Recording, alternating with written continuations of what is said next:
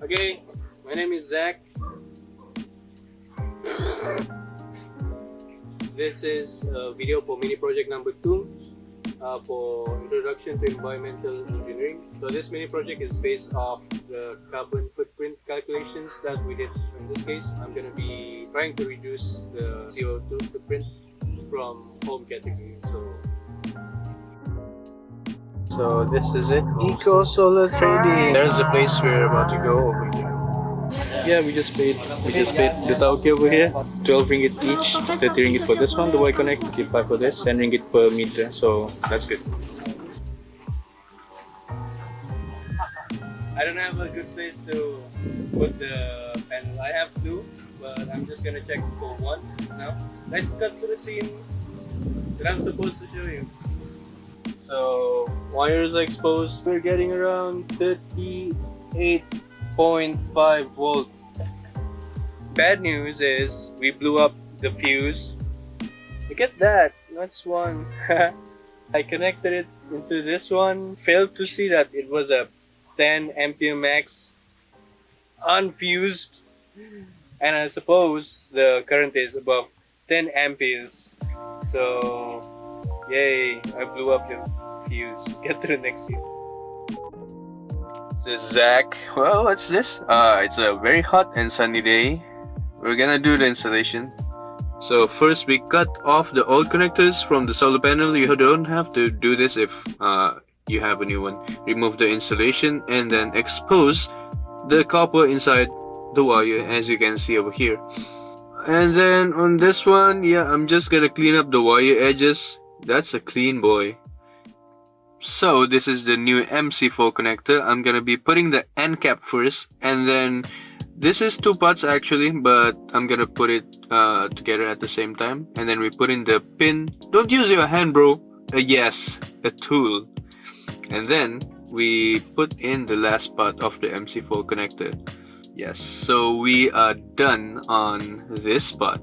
I did all the rest of the wires. Okay, take note of the negative and also the positive. We're gonna be using a Y connector.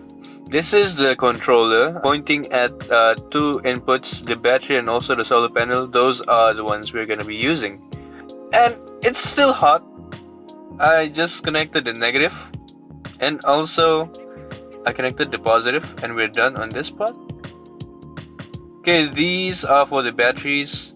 I'm gonna be removing the screws first, connecting the positive, also the negative, tightening it up, and then testing it first.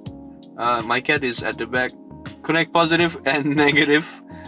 As you can see, that's good. It's showing an input from the battery. Now we're gonna do for the solar panel, positive and negative too. And as you can see, it's charging. It's a good sign. So I can check this one out using my phone, and it's charging. That's good.